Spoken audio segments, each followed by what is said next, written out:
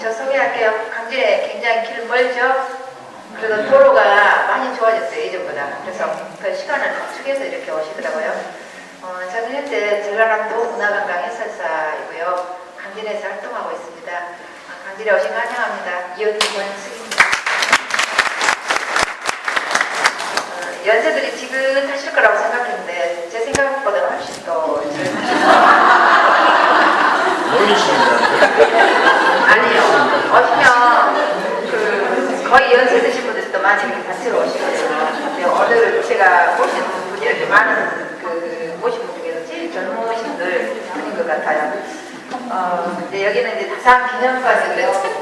천주교와 굉장히 또 다산하고 밀접한 관련이 있죠. 여기 이제 그 한자를 보시면 목민자 유사회다 해가지고 목민자는 백성을 다스리는 사람을 목민자라고 그러거든요. 그래서 목민자는 두려워할 의자에 지금 마지막에 네 가지를 두려워해야 한다. 아래로는 누구를요? 백성을 두려워해야 되고 위로는 대성. 대성은 자기의 그 상기관을 말하거든요.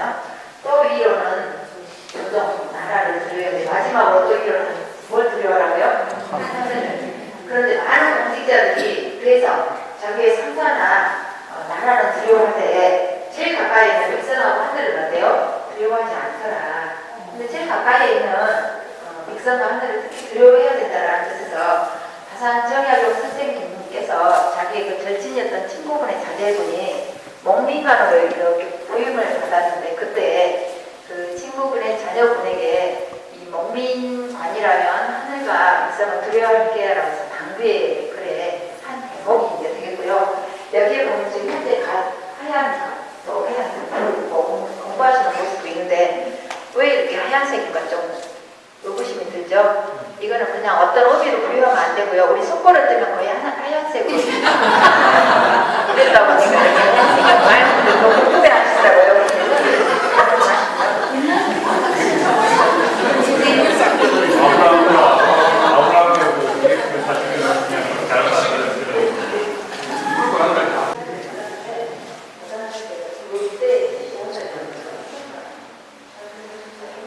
다산님께서 강진에 유배를 오셨고요. 그때 1762년은 봉 아래서 큰 사건이 일어나더라고요. 영조의 아들이었던 사도세자가 지주 아래서 죽었던 사건이 일어나더랍니다. 그래서 아버지 정재원이 이 영조가 공당의 희생양에서 자기 아들을 희생시키잖아요. 그래서 몇 살이나 그러니까 이번은 자기 아버지 사도세자가 죽었잖아요. 그래서 아버지를 생각하고 근데 정조는 자기 아버지를 죽였더라도 매번 당시에 생명은 내가 정말 노릇을 하고 물러나다가 새로운 신의 일상을 세워보기라고 해서 한번에 위생을 열는 외설이 있는 위생이라고 해서 문제를 이해하셨다. 그래서 이 술자는 안 계세요? 이 정도로 정상적으로 지금 강의 잘 말씀. 안을 진출합니다. 정조가 바로 이거야. 그때 왜냐하면 자기 파가 아니면 엄청나게 죽였잖아요. 지금 연임적으로도 같은 주류가 아니고 자기 사상이 다르면 우리 정치적인 보복하는 거 보시잖아요. 지금 이 시대에도 그런데 그 어둡고 암울한 시대는 어떤 있겠어요? 짐작이 가시죠? 그래서 이제 그 율곡이는 노론이에요. 이게 노비들조차도 남인이다, 노론이다, 벽파다, 신파다 해서 자기 파가 아니면 한 마을에 살아도 말을 섞지 않았다. 그런 암울하고 불우한 시절에 다산 정약용이 자기의 반대파였던 율곡이 학설을 그 인용한 답을 제출합니다. 대미 마마는 누구였냐면 이 남인들의 반대파였던 노론에 오tum을 했던 김유지의 여동생이 정순왕후였죠. 영조의 부인. 영조가 60살이 넘어서 15살 먹은 이 정순왕후로 부인으로 맞아들여요. 50살 넘게 차이가 났어요. 부부가. 그런데 이제 이 정순왕후가 노론이었는데 이제 순조를 수령청 등을 하게 되죠. 항상 눈의 가시처럼 여겼던 다산 정약용. 정순왕후는 자기의 가문이 영조 때는 굉장히 융성했죠. 영조가 죽자마자 종조가 되면서 이제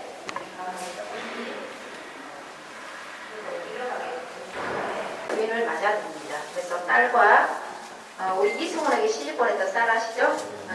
딸과 약전, 약종, 약용을 낳습니다. 근데 다산 정약용이 9살 때 또 엄마가 돌아가셔요. 그래서 또 한 번에 결혼하게 됐는데 약항이라는 아들을 낳는데 여졸했다라고 하거든요.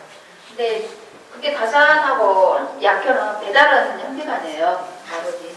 배달은 형제간인데 해남윤씨 특히 이제 우리 보면 어부사시사를 또 부산 윤선도 아시죠? 부산 윤선도의 6대 손녀딸이 다산의 엄마고요. 공제 윤두사라고 국보 240호 자화상을 그렸던 공제. 이게 이 해남윤씨 다산의 애가 쪽이 조선후기에 보면 시서에 능했던 집안이거든요. 공제는 국보 240호 자기의 자화상. 해남 노구당에 가면 그 그림을 구경하실 수가 있죠. 그래서 공제의 손녀딸이 이제 다산의 엄마죠. 공제에게 5명의 아들이 있었죠. 다산의 애할아버지, 그 다음에 이제 그 윤덕열, 윤덕김 5명의 아들이 있었는데 윤덕열의 아들 또 윤용 이런 사람 윤용이 또 특히 조선 후기 보면 말 그림을 또 굉장히 잘 그렸거든요. 이게 시서에 능했던 집안이 다산의 애가쪽이죠. 그래서 다산은 나는 친가쪽보다 이런 애가쪽 부산에 피가 흐르고 공제에 피가 흐르고 있던 애가쪽의 이런 기질을 많이 이어받았다라고 이제 해고를 해놓았죠. 그래서 아버지 정재원에게 이제 약현이랑 큰아들이 있었는데 이 약현은 천주교를 놓는데요 믿지를 않아요. 그런데 이 자기의 그 사이 황사형이 이제 천주교를 믿는데 이 황사형이 원래부터 천주교를 믿었던 게 아니라 정약현의 다산의 집안으로 장가로 왔는데 그 주변이 다 천주교를 믿었죠. 왜냐하면 이 약현 그러니까 자기 장인 어른의 첫 부인이 광화 미벽의 노인이에요.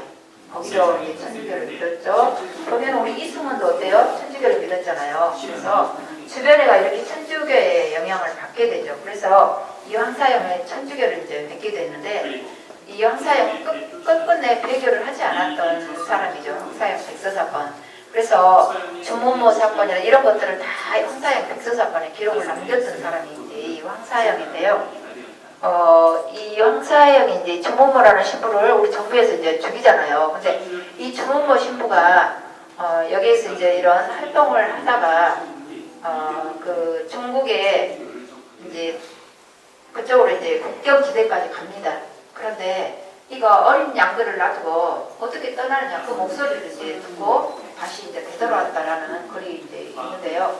그래서 이제 와서 피해 다니다가 자기가 자발적으로 내가 너희들이 찾는 황사형이다라고 하죠. 그래서 이 황사형은 그때 최고형이 그러니까 제철애가 지금 그 토굴이 지금 남아있죠. 현재 그 토굴에서 이제 그 숨어 있다가 이제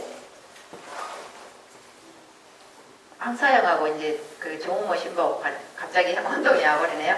그때 그래서 이제 황사형이 이제 잡혀서 굉장히 이제 그 최고형이 능지처참으로 이제 죽임을 당해요. 최고형 그 죄인에게 최고형이 능지처참이거든요. 그래서 그 서정문 현장에서 능지처참으로 굉장히 이제 처참한 죽음을 하게 되고 자기 부인은 이제 제주도로 노비로 팔려가게 되고 자기 엄마는 거제도로 그 다음에 이제 추자도에다가 자기 부인이 자기 3살 먹은 아들이 있었잖아요. 누구예요? 정남주. 네. 그래가지고 이제 거기에다가 이제 이승원이죠. 그래서 거기다 이제 추자도에다가 아들을 버리게 되죠. 그래서 추자도에가 지금 그 경환의 묘소가 그대로 남아있죠. 추자도에 가봤는데 그래서 이런 그 어려움을 당하게 되는데 특히 이제 이 약정 보면은 이제 약전, 약종, 약용은 지금 3남매는 이제 해남윤 씨의 소생인데 이 약정은 또 원래는 신선도라는 다른 그 교를 믿었었거든요. 그래서 약정과 약용이 천주교를 접할 때 이 약종은 그 도에 빠져 있어서 신선도에 그래서 제일 늦게 이제 천주교를 믿게 되는데 왜 천주교를 믿게 되냐면 이 천지가 망하게 되면은 이 신선도도 함께 망하자. 영원한 것은 없다. 그래서 영원한 것을 찾아서 다시 이제 천주교를 믿게 되죠. 천주교는 영원하다.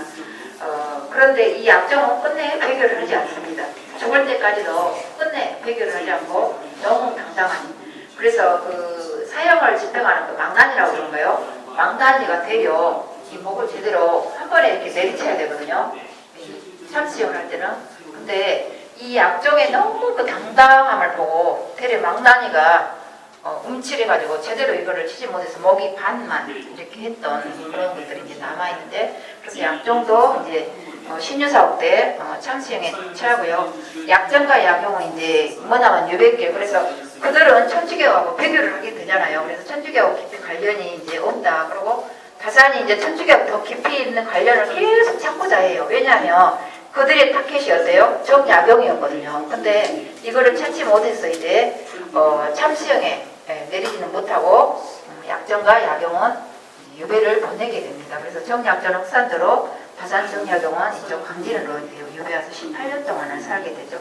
다산에게는 우리 다산이라는 여고는 아이를 많이 낳아서 다산이 아니라 원래 그 초당에 있던 곳이 천야무가 있던 동산이거든요. 그래서 호를 다산으로 썼는데 이 9명의 이제 자녀를 두지만 6명을 잃어버려요. 그때 당시 전염병으로. 그래서 큰아들 하경과 하교 강진으로 시집 보냈던 딸만 이제 삼형제만 남게 되죠. 그래서 유배 기간에 남양주에 있던 딸을 이곳으로 데리고 와서 자기의 제자였던 윤창모에게 자기 딸을 시집을 보내게 되죠. 그래서 여기에서 이제 18년 동안을 유배 생활을 하다가 이제 남양주로 돌아가게 됩니다. 그래서 홍화부의 딸하고 결혼했죠. 그래서 이 홍화부의 딸하고 거기 남양주에 가서도 18년 동안, 유배도 18년을 사셨고 남양주에 가서 18년 동안 이 홍화부의 딸하고 이제 해로하면서 그 결혼했던 60년 해운인 날 가족 친지들이 모였을 때 이제 삶을 마감하게 되죠. 그래서 강민에서는 18년 동안 유배를 살았고요. 다산은 이제 남이락통의 사람인데 우리 성호 이익 아시죠? 성호사설이라는 책을 썼던. 그래서 다산이 이제 이 성호의 그 영향을 많이 받았던 남이락통의 사람이다라고 하는데 성호 이익은 다산이 2살 때 이미 돌아가셔요. 하지만 성호사설이라는 그분의 유고지 또 그분의 제자들의 영향을 많이 받았던 남이락통의 사람이 다산 정약용 선생님이시죠. 이쪽으로.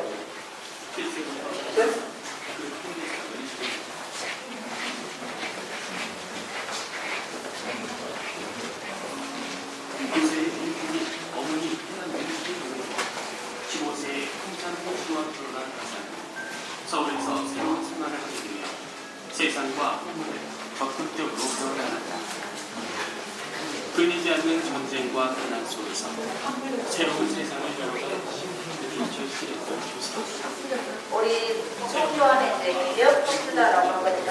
굉장히 이제 그 노릇들의 정치했던 사람들은 굉장히 이제 소수 성향이 있었는데 종교는 개혁을 해야 된다라는 것을 개혁을 굉장히 강조했고 다산도 이제 함께 개혁을 하게 되는데 조선 이제 후기에 보면 종교가 그 서자의 자녀들을 보니까 너무 똑똑한 사람들이 많아요. 그래서 이 서자의 자녀들을 관리로 등용시킬 수 있는 방법을 이제 생각해내죠. 그래서 생각했던 게 이 규장각, 그 인재를 양성할 목적으로 설립한 기구가 이 규장각이거든요. 그래서 그때 이제 이 규장각의 관리들을 박제가라든지 이런 서자들의 자녀들로 관리를 등용시킵니다.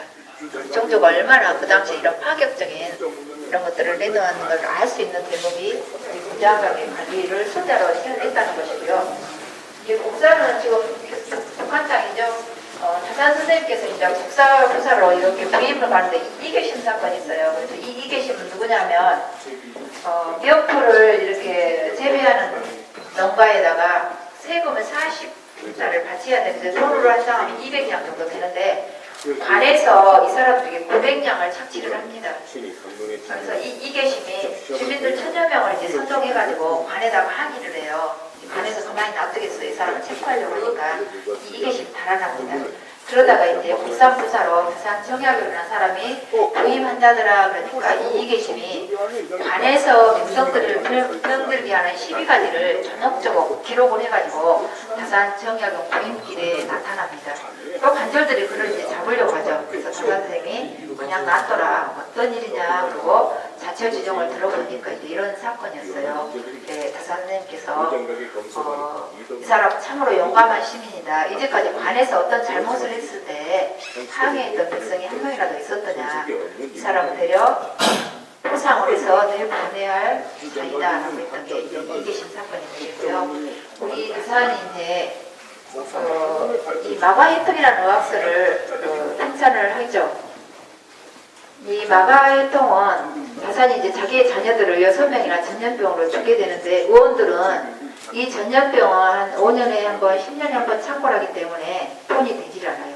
그래서 의원들이 크게 신경을 안 쓰죠. 그래서 의원들을 책망하면서 했던 게 이 마가회통인데 이후 강진의 유비 왔을 때 아들에게 학연에게 연락이 와요. 아버지 어떤 사람이 책을 냈는데 이 아버지의 이 마가회통하고 똑같은데 제목만 마방통이라는 책으로 냈어요 라고 하니까 다사님께서 굉장히 이제 붕괴를 하면서 다시 알아보라. 그런데 이 사람이 이제 죽으면서 나의 이 마방통이는 다산의 마가회통이었다. 그가 죄인의 신분이었기 때문에 그의 이름을 밝힐 수 없었다라는 기록을 남기게 되죠. 그래서 이 마가회통은 다산의 의학사였다는 것을 밝혀지게 되고요. 그 다음에 이 학폭년 사건은 다산이 이제 공산부사로 이렇게 있다가 협조참여, 지금 말하면 법무부 차관에 준하는 거의 그런 모습이죠.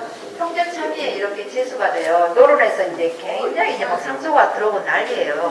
그때가 다산이 이제 40살 조금 못 됐을 때, 1799년이니까 39살.